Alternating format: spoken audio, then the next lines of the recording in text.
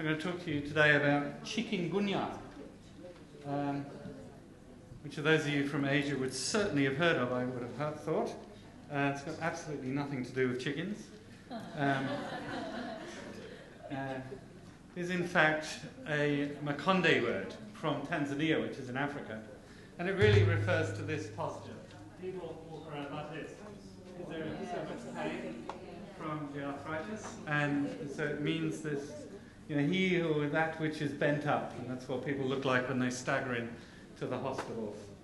It's a PC3 organism because it was in fact also considered by the Russians and the Americans as a biological weapon at some point, and also now in Australia it's going to be restricted under our new Defence Control Act, which is a pain in the bum basically. So the disease is caused by Chikungunya virus, and Chikungunya virus is an alpha virus, and there are lots of alpha viruses around the world that cause arthritis, and they have some very cool names like Nyong Nyong and Ikiora and Karelian fever. But Chikungunya is, like all of these, mosquito-transmitted RNA virus. It's kind of an annoying virus, although lots of these other ones like Ross River and Mayaro and Simbis are fairly much static. They occur every year. Chikungunya is quite different in the sense that it has epidemics, and the distance between epidemics is between 2 and 50 years. So sometimes the whole world, 50 years, nothing. Everybody's forgotten about it, then suddenly, whack, you have a huge outbreak. And in 2004, the largest outbreak that we've ever seen for this virus started in Africa, moved across the Indian Ocean into India, spread across, of course, the Philippines, you're well aware of it, and down, now it threatens Australia, of course. Also reached Europe for the first time ever. Although people thought it had never been in the US, it actually has been in the US before. And we now, of course, seen it very recently spread into the Caribbean. Lovely, lovely headlines like this: crippling virus set to conquer Western Hemisphere. It's good for grants, that sort of language. And now, probably in the Caribbean, we're looking at about 1 million cases. We've also seen some transmission in the USA, down here in Florida. And certainly we're going to be seeing in the following year more and more spread into Latin America. Brazil is bracing itself for a fairly sizable outbreak. So perhaps the poster child for this epidemic is La Réunion Island. It's part of France, but it sits just off Madagascar. But it's actually part of France. It has a first world healthcare system, and it's become a poster child because this is a population of about 750,000 people. About a third of them got sick over a very short period of time. This shows you how massively rapid this epidemic can be. And the neighbouring island, in fact, 50% of the population became sick. Just to illustrate, in a hospital setting, this is catastrophe. In 1 week you had 45,000 new cases. And of course, with this, there's a French tourist holiday playground, and so many, many imported cases of chikungunya ended up back in France. So this is the kind of, everybody looks to this island experience as what can happen. It doesn't always have to happen like this, but very frequently this is how chikungunya turns up. Now, this new epidemic is associated with a new clade of viruses which have mutated. And they've mutated so that the Chikungunya's new clade can be efficiently transmitted by a new mosquito, or new to chikungunya anyway, called Aedes albopictus, the Asian tiger. The Aedes aegypti used to be the standard vector and remains the standard vector in many parts of the world, particularly South America. But this new vector can now be used by this virus thanks to this mutation. And you probably all know, certainly people from Asia here will know, the Asian tiger, Aedes albopictus, very, very aggressive biter of humans. And when it arrived in the United States, it was called the barbecue stopper because it just kept going at you, going at you, going at you, and all these guys trying to grill their burgers were just giving up and running inside because this thing would just not leave you alone. We're struggling in Australia to stop this thing invading mainland Australia. We've had a few successes, but it's already established on some of the islands north of Australia. So the disease essentially starts with a rapid onset of fever and a rapid onset of polyarthritis, symmetrical, all peripheral joints, hands, feet, knees, elbows, most affected. You can also get muscle ache with it, and you can get a maculopapular rash, which is very common. Very common in children is the rash and can be very severe. Children get much less of the polyarthritis. So this is common to all these viruses. Nearly every symptomatic case ends up with these rheumatic symptoms. Now, the other problem with chikungunya is that it's actually started to kill people. We are looking at mortality rates that are quite low, 0.01 to 0.1%, and that, as I said, is in a developing country setting like a Reunion Island. It can be much higher. In India, it was estimated to be as high as 5% in one study. And the logic here is that the people who are dying are often the very old, people who are older than 75, or very young. And the worst case scenario is transmission from mother to child during birth.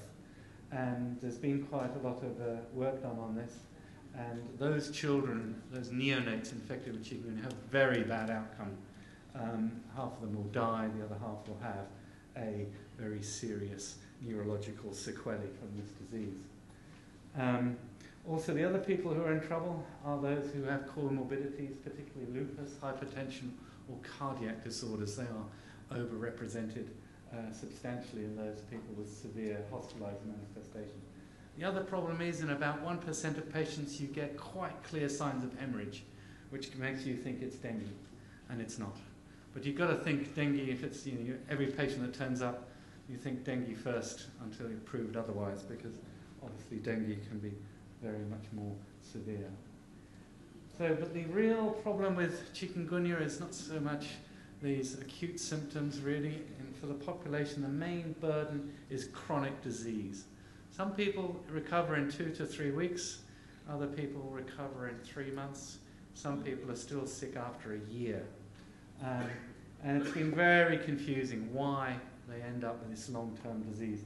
And it looks now, if you look at all the sort of other chronic arthritides, it's quite clear that in nearly all the cases you can detect organisms, just like you heard from BCG just now. This virus goes to your joints and just is not got rid of. It just persists. And you can detect viral antigen and viral RNA for up to a year after infection. So the disease is, this chronic disease is just inflammation due to ongoing persistence of viral antigens. It's got nothing to do with starting an autoimmune disease and this dreadful theory called molecular mimicry, which gets repeated every year by somebody or other without the slightest bit of evidence. It's a lovely theory of no value to humanity, in my view. So, what do you do about the disease? Well, unfortunately, we've got some treatments. The rash, you can use antihistamines. Rheumatic symptoms, you can use NSAIDs. Nobody likes using aspirin because, of course, the risk of hemorrhage. And you can get relief. Paracetamol, of course, frequently used. Does work. Some people have got very inventive with this. They're using suppositories. The hospital in Haiti, which had exactly 100 beds, and they're looking at something like 15,000 people a day turning up. They just needed to get rid of the patients, so they just injected them with NSAIDs, just to get them home, out of the hospital. Just couldn't cope with it. NSAIDs plus steroids has worked in an Indian trial. Methotrexate has even worked for some people with chronic disease, really long-term, more than a year long, called RA-like disease, although it doesn't have many of the classical features of rheumatoid arthritis. So, vaccines, that's what we hear about. Well, it's a busy world out there for chikungunya vaccine design. There's an awful lot of people playing, and I shall just briefly go through the most advanced ones. And the first ones, of course, this is a biological weapon, so the Russians were trying to kill the Americans and vice versa. and they tried doing it with all kinds of interesting things, chikungunya being one of them. And so the army made a live attenuated vaccine. The kill vaccine didn't work very well. Unfortunately, that vaccine went all the way to a phase 2, actually gave a lot of the patients arthralgia, the very thing you're trying to prevent. So that wasn't very useful. So since then, some other parties have got involved, and this is a phase 1 clinical trial published in Lancet using VLPs, virus-like particles. These are proteinaceous viruses without RNA inside them.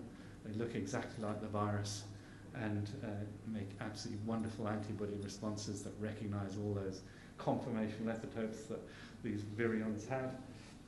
And it works very well, not very well tolerated. The trouble with VLPs is they're a bugger to make. It's a very expensive kind of vaccine to manufacture. And of course, many of the countries where you need to use this vaccine are quite poor countries, so this is a reasonably expensive option, perhaps. Although they haven't tested adjuvants yet, and that may reduce the cost substantially. The next vaccine that's reached phase 1 clinical trials is one made with recombinant measles. So they took the measles virus, the standard measles vaccine virus, and put chikungunya antigens in it. Works like a dream. Thank you, all good. But of course, having measles in there makes it really difficult to vaccinate children, because children will have just received their measles vaccine. So you have lots of measles immunity, which will make a measles vectored vaccine difficult to take, because the antibodies you've just raised against measles with your measles vaccines will take out this vaccine. And so to get children to be well immunized, you'd have to increase the dose of this measles vaccine, and nobody really very keen on doing that in a pediatric setting. So, all this work that's gone into this virus now over the last few years, some of the sort of things that we've learned and need to think about. I mean, if you're a drug company and you're making a vaccine and they have it, and then nothing happens for 50 years, then your investors are going to be pretty annoyed with you. So it's very high risk venture for such an annoying virus that comes and goes. Also mostly self-limiting, and not that many people die. So the pressure to make this vaccine is not high. But on the upside, we know what works. Antibodies work. These T cells are probably not important. If you have too many T cells and no antibodies, you're going to make the disease worse, because T cells actually cause the arthritis. So there's some worry there. But also, who are you going to sell this vaccine to? It's a really important question. You're going to sell it to tourists, American tourists going to the Caribbean. They're the ones with money. The army, they're the ones that will fund it. Or are you going to look at the general population? Of course, all these considerations change the kind of vaccine you want. I mean, for an epidemic setting where you're looking at having the general population, a single shot, something with rapid immunity, you need something you can make quickly. If this thing disappears for 20 years and then suddenly reappears, you want to be able to, 3 months, make it and send it out. And of course, you want it to be fairly cheap as well, especially as most of the general populations are in resource-poor countries. So at QMR, we've been beavering away with chikungunya for a while, and we've got this wonderful new PC3 facility, which is really rather spectacular. We have lots of mouse cages. We keep lots of genetically modified mice, so we can do an awful lot of research using these facilities. And using those, we developed a mouse model of chikungunya, which gives you this lovely arthritis, which you can see and measure. They get a viremia, and they get an arthritis. And they get all the things that you know and love about chikungunya arthritis. The arthritis is monocytic. There's almost no neutrophils involved at all in this arthritic disease. It's monocyte macrophage directed. So now, of course, this is a PC3 organism. If you get bitten by this, you're going to be very sick, and the regulator is going to come down on you like a ton of bricks. So we very carefully get the mice to run into a little tube. It has a little hole there, and then we can pull its leg out and measure it. It can still breathe, but it can't bite you. So this is a very simple way and doing the experiments with these mice. And many companies. The other problem when you're working with viruses, if you have a laboratory anywhere, the number one problem that I've encountered looking at people working on this kind of thing around the world, mycoplasma. It's amazing how many labs are contaminated with mycoplasma and how many viral stocks are contaminated with mycoplasma. Also amazes me how many labs don't test for endotoxin. Endotoxin will kill this virus. If your mice is injected with even a little bit of endotoxin, this virus will simply not replicate. Endotoxin is incredibly good at protecting because it induces interferon, and this virus then simply won't replicate. So you've got to get rid of endotoxin, and not to a very high degree. What the companies tell you is endotoxin-free usually isn't. So using this mouse model, we've tested a whole range of different vaccine candidates come to us from different commercial partners and other collaborators. And just to give you a little bit of a flavour of the kind of vaccines that are being considered for chikungunya these days, I'll just show you one of these. Now this is a Dutch group, Royal Dutch Pharma, and they are making, these are virus-like particles, which they make in yeast. Baculovirus in yeast. And the good thing about yeast is yeast grows like, well, weed. And you can grow a room full of yeast very quickly indeed. You know, within a week you could produce enough vaccine for the world with yeast because it's very, very quick and rapid. A bit messy, but it certainly produces a product which, once you purify it, although that purification is another issue, you can get perfect protection in mice against viremia and arthritis.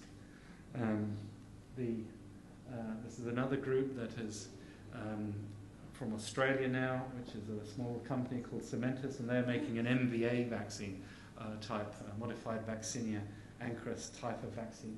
And what they've achieved, rather than, you've heard about MVA before in this conference, that's usually manufactured in chicken embryo fibroblasts, which is a complete pain in the bum if you're a vaccine manufacturer. This MVA you can actually grow in standard CHO cell tissue culture, which is the standard cells that people use for making recombinant proteins these days. And that's quite a complicated system, but again, works like a dream in the mouse model. In fact, that's what the message is for chikungunya. Making this vaccine, getting protection, is easy. That's not really the hard part of this game. Another idea that's come out of Australia is this, what I call the toothpaste vaccine. That's what it looks like. These are very, very small, thin needles. That's 100 microns here, so they're a few microns across. And what you basically do with humans with this is you squirt the vaccine out like toothpaste onto your skin and go like that. And those little needles punch tiny little holes in your skin, and the antigen reaches the dendritic cells in your skin and induces an immune response. And the great concept behind this, again, it worked absolutely fantastically in the mouse model.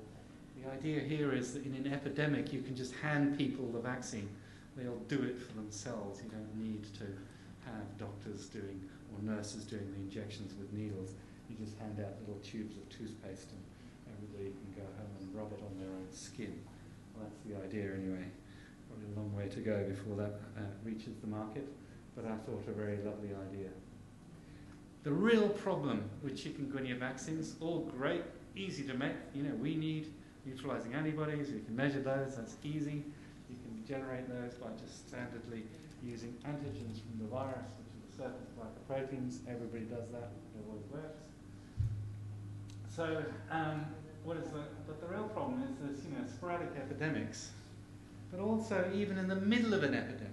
You go, all right, let's test our vaccine in Costa Rica, where the epidemic has just started. Well, ethics approval, these days, ethics approval is a complete pain. And often will take you 6 months to a year to get all the ethics committee in that region to approve. They always argue and bicker, and it takes you forever. And in my view, some of their behaviour is unethical. And by the time you've done all this, got your infrastructure in place, got your volunteers, you know, the epidemic's passed, or it sort of went past, you know, 100 miles to the south. You know, a drug company cannot afford to spend this kind of money to have a complete non-event. So they're very scared about doing phase 2-3 testing because it's going to be very expensive, very difficult to do. Also, we had a big meeting in Washington. The FDA made it quite clear they weren't entirely interested. People approaching them and saying, look, we can protect monkeys, can't you give us a license? They said, no, not really. We want some human efficacy data. So really it's now down to these developing economies, Thailand, Brazil, India. Can they come up with their own logic and tell the FDA to go jump in a lake or something similar? Because you know, that's probably the only way this is going to be quickly developed in the current circumstances. You know, before I sort of finish on this whole story, I should say, of course, that vaccines are only one option. You can spray everything in sight, of course. That's what a lot of people do. You can also get rid of water. Tires are a real problem for breeding mosquitoes, especially in Asia. They produce huge numbers, and they're almost impossible to get the water out of the tire. Putting fish in these sort of containers, having bed nets, I mean, mosquito control is, of course, a massively important program, and certainly maybe in the end a cheaper and faster way of doing things than using a vaccine. So the other thing that we've started here in Australia is to infect our mosquitoes with a bacteria. The bacteria is called Wolbachia, and once you infect the mosquitoes with Wolbachia, you only need to release a few of them, and they spread through the population, i.e. that infection spreads. So within a very short period of time, all your Aedes aegypti are infected with your Aedes aegypti adapted Wolbachia. And those Wolbachia-infected mosquitoes are now much less able to transmit dengue or to transmit Chikungunya virus. And this is work from Scott O'Neill. It's been rolled out in Cairns, a lovely place called Yorkeys Knob, and it's going to be released in Brazil in the next few years. Probably this year, as a way of controlling dengue. Highly effective strategy might end up being, in the end, much easier to deal with than making a vaccine. The other thing is, what about treatment? Non-steroidal anti-inflammatory drugs, you know, boring. We've done that so well. Rheumatoid arthritis, 1% of the world's population has got the disease. There are lots of drugs for rheumatoid arthritis out there, and lots being developed. And we found that rheumatoid arthritis and chikungunya arthritis are actually remarkably similar in terms of their inflammatory profile. So it means that all those drugs out there that are being used for rheumatoid developed, and some of those may actually be very efficacious in treating chikungunya arthritis. And it's a question mark which one of those, of course, would be suitable, which ones would not be. But that, again, may be a better approach than in vaccination. So thank you very much. These are all the number of collaborators. And if you're interested in any kind of information, there's now some wonderful guidelines that the French have just written. Very detailed. That's just been translated into English, by the way. That's a very, very detailed description of how you deal, especially with those very severe cases. And of course, other plans on the web. Thank you very much. So a really fascinating and insightful talk that I'm sure has generated many questions. or else you've stunned them. But right. So Roy. You mentioned that the inflammatory profiles between rheumatoid arthritis and arthritis and arthritis are similar. What are the main differences?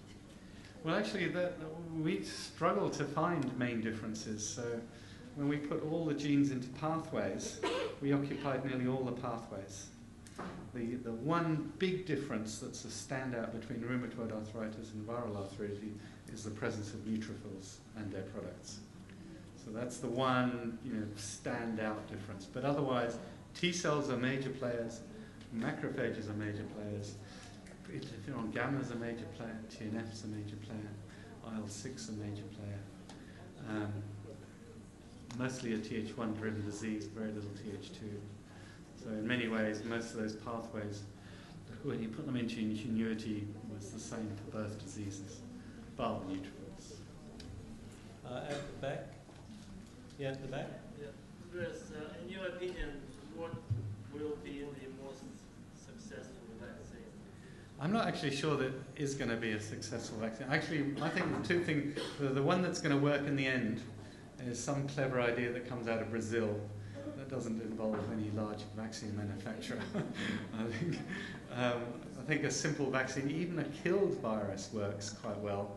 And the cheapest way of making these vaccines is just go somewhere where it's not a PC3 organism like Singapore, grow a vat of it, adjuvant it and stick it into people. But I'm not even sure, I'm not even convinced that you'll ever set up an easy scenario for rollout. You end up with an epidemic, it's Philippines, suddenly you need a vaccine, you have to have it there in 6 months, you have to have everybody immunised within such a short period of time. Is that ever really going to happen? I don't think so. I think it's a very big hurdle. Can you vaccinate American tourists? Absolutely. And so for those guys, I think the VLP vaccine, a really expensive vaccine for the American tourists, that'll work. Safe. So Andreas, has anyone tried using monoclonals to treat disease or attenuate disease? After the talk this morning from MedImmune, I was just wondering, that could be a more profitable. There's a trial ongoing to use polyclonal antibodies and to inject those into mothers who are into babies who are born to viremic mothers to protect them from infection. They've only enrolled 4 children at last count, but it totally protects them. So passive antibodies protects prophylactically. Would it work therapeutically? I doubt it, because the patient themselves make serious antibody responses within a few days. 4 to 7 days, they've got massive antibody responses already. So adding, you could argue there's an epitope they don't recognise, and all that kind of stuff goes on as usual, but in my view that's wishful thinking in many ways. Yep. When you say that there will be no vaccine, is it because... I didn't say there'd be no vaccine, I think it would be... Because the long time for phase 1, 2, 3, but those could be shorter kind of considering an important vaccine for the developing world. Yes, if the developing world would stop pandering and looking to the FDA for every answer, I totally agree with you. But this conference I've just been to, the FDA was just going to say, look, it's got to be goddamn safe for goddamn Americans, and we'll go through everything quietly and slowly. And so I think, absolutely right. I think developing countries themselves need to come up with their own criteria, and because they're the one who's suffering, they're the one whose economy are going down the tube, and that's where they have to come up with a different kind of logic. The way the FDA works, you're never going to make a vaccine against an epidemic disease because it takes so long to test it and it's gone. So the model for testing these kind of vaccines, same problem with Ebola, is it's very, very hard. They go into the middle of Liberia, get everything set up, gone, finished, disease is over, and get no data. So it's really, there needs to be a different paradigm, really. And I'm not sure the WHO, I thought the WHO would champion some new way, but very disappointing. They just say, oh, we'll talk to the FDA.